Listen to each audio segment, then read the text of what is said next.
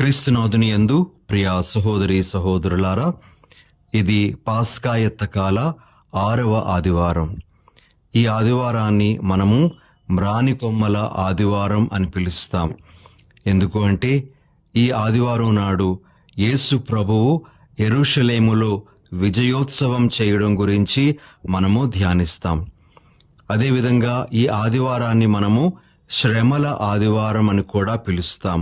ఎందుకు అంటే ఈ ఆదివారం నాడు యేసు ప్రభు యొక్క పాటుల చరిత్రను మనము ఆలకిస్తాం. అందుకే ఈ ఆదివారాన్ని శ్రమల ఆదివారం అని కూడా పిలవడం జరుగుతుంది.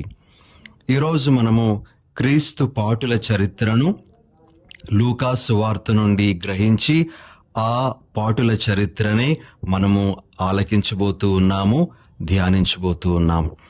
ఈ క్రీస్తు పాటుల చరిత్రను మనము ధ్యానిస్తూ ఉండగా ప్రభు మన మనసులో ఎన్నెన్నో విలువైన సందేశాలను పెడుతూ ఉన్నారు.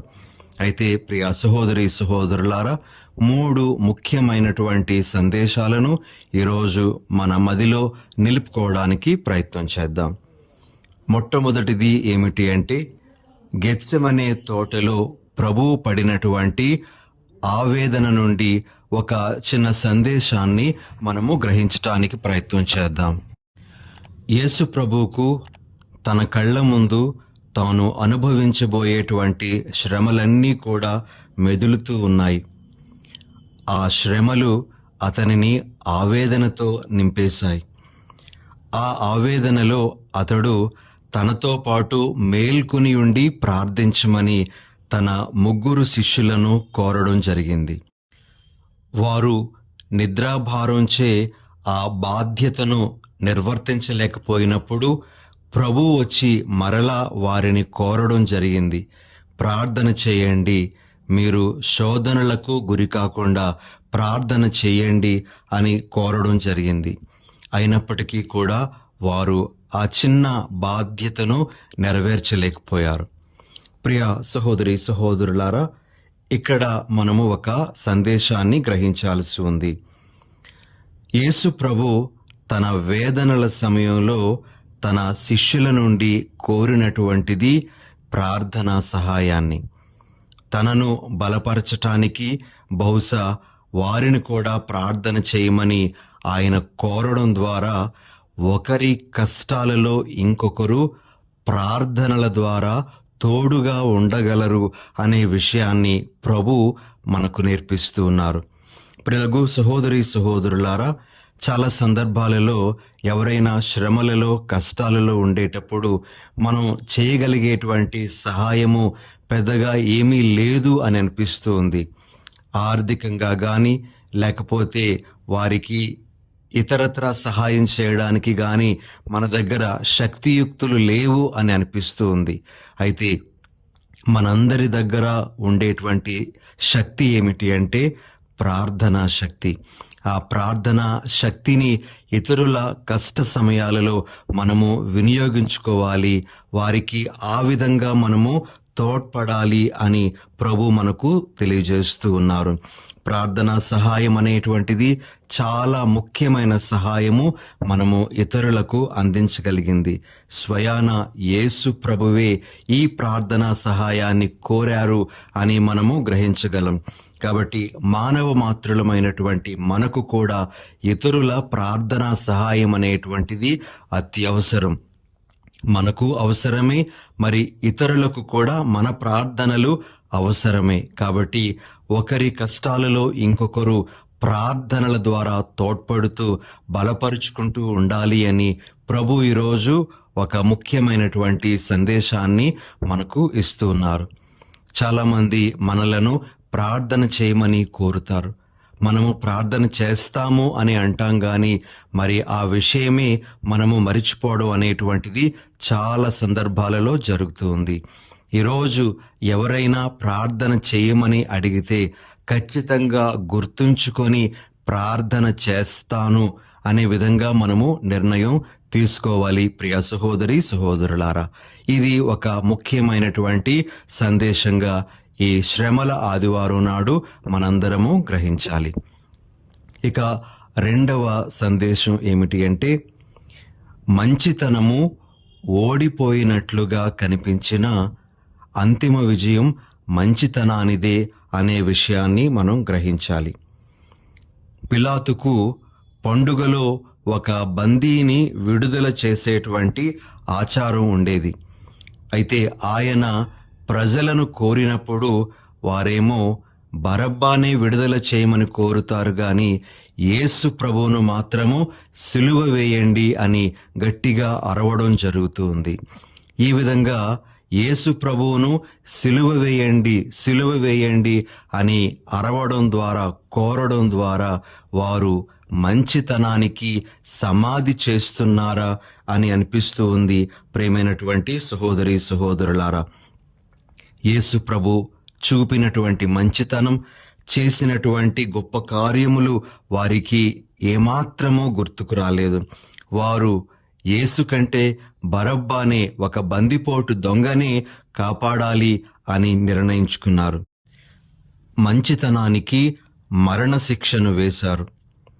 ప్రియమైన సహోదరి సహోదరులారా, కొన్నిసార్లు మంచితనం హేళన చేయబడుతుంది, కించపరచబడుతుంది, లేదా చంపివేయబడుతుంది కూడా.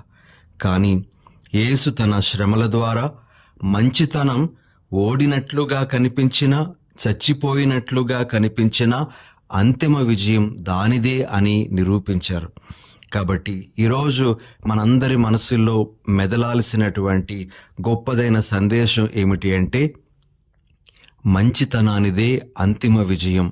మంచితనము ఓడిపోయినట్లుగా కనిపించినప్పటికీ కూడా మంచితనానికి ఓటమి లేదు, దానిదే విజయం అనేటువంటి విషయాన్ని మనము గ్రహించాలి అని ప్రభు ఈరోజు మనకు తెలియజేస్తూ ఉన్నారు. కాబట్టి మంచిని చేయడంలో మనము ఏమాత్రము వెనుదీయకూడదు, మంచిని చేయడంలో మనము అలసిపోకూడదు అని ప్రభు మనకు ఒక సందేశంగా ఇస్తూ ఉన్నారు. ఇక మూడవ ముఖ్యమైనటువంటి సందేశము, ప్రియ సహోదరి సహోదరులారా, యేసు సిలువలో ఉండగా ఆయనకు ఎదురైనటువంటి పరిహాసపు మాటలు. చాలామంది చాలా రకాలుగా ప్రభువును విమర్శిస్తూ ఆ సమయంలో మాట్లాడుతూ ఉన్నారు. నిజానికి ప్రభువుకు కావాలి అనుకున్నట్లయితే ఆయన వారి మాటలన్నిటినీ కూడా వమ్ము చేస్తూ సిలువ నుండి క్రిందకు దిగగలరు. కానీ ప్రభువు వారి మాటలను లక్ష్య పెట్టకుండా ఆయన సిలువలోనే మరణించటానికి ఆయన నిర్ణయం తీసుకొని సిలువలో మరణించారు. ప్రియ సహోదరి సహోదరులారా, కొన్నిసార్లు ఇతరుల మాటలు మన పౌరుషాన్ని రెచ్చగొట్టే విధంగా ఉంటాయి. వారు చేసేటువంటి విమర్శలు మనము వేరే విధంగా ప్రవర్తించటానికి కారణమవుతూ ఉంటాయి. అయితే యేసు ప్రభు తన దృష్టిలో తన లక్ష్యాన్ని పెట్టుకున్నాడు. ఎవరు ఎన్ని విమర్శపు మాటలు మాట్లాడినా ఆయన వాటిని ఏవీ పట్టించుకోలేదు. ఈరోజు ప్రభు మనల్నందరినీ కూడా ఇదే కోరుతూ ఉన్నారు. మీ దృష్టిని ఎప్పుడూ మీ లక్ష్యం మీద పెట్టుకోండి.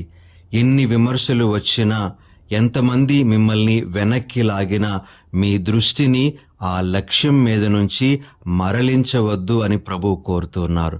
అయితే ప్రియ సహోదరి సహోదరులారా, మనం గుర్తించాల్సినటువంటి విషయం ఏమిటి అంటే, యేసు ప్రభు తన దృష్టిని తన లక్ష్యము లేదా తన తండ్రి పని మీద పెట్టడానికి గల ముఖ్య కారణం ఏమిటి అంటే, ఆయనలో ఉన్నటువంటి ప్రేమ, మానవాళిని ప్రేమించాలి అనేటువంటి తపన, మానవాళికి తన ప్రేమను వ్యక్తం చేయాలి అనేటువంటి తపన. మనము కూడా ప్రియ సహోదరి సహోదరులారా, మన లక్ష్యము మీద, మన ధ్యేయము మీద మన దృష్టిని నిలపాలి అంటే మనలో కూడా చాలా ఎక్కువగా ఆ ప్రభువులో ఉన్నట్లుగానే ప్రేమ అనేటువంటి గుణం ఉండాలి. ప్రేమిస్తేనే మనము మన లక్ష్యం వైపు వెళ్ళగలుగుతాము, మన గమ్యాన్ని మనము చేరుకోగలుగుతాం. కాబట్టి ప్రభువుల ప్రేమతో జీవిస్తూ మన లక్ష్యాలను సాధించుకునేటువంటి వరాన్ని ప్రభు అనుగ్రహించాలి అని మనము ఈనాటి దివ్య బలిలో ప్రభువుని వేడుకుందాం. ప్రార్థన చేసుకుందాం. దయగల ప్రభువా, ప్రేమగల మా తండ్రి, మీ పరిశుద్ధ నామానికి వేలాది వందనాలు, స్తోత్రాలు. ప్రభువా, ఈరోజు క్రీస్తు పాటుల చరిత్రను చదువుతూ ఉండగా మా మనసులో మెదులుతున్న 3 ముఖ్యమైనటువంటి భావాలను మేము మీకు సమర్పిస్తూ ఉన్నాం. ప్రభువా, ఇతరుల కష్టాలలో వారికి మా ప్రార్థనా సహాయాన్ని అందించే వరాన్ని దయచేయండి. ప్రభువా, మంచి కోసం మేము నిలబడే వరాన్ని మాకు ఇవ్వండి. మా ధ్యేయాన్ని, మా లక్ష్యాన్ని మేము మా ప్రేమ ద్వారా సాధించుకునేటువంటి భాగ్యాన్ని అనుగ్రహించమని మా ప్రభువైన యేసు నామమున అడిగి వేడుచున్నాం తండ్రి. ఆమెన్.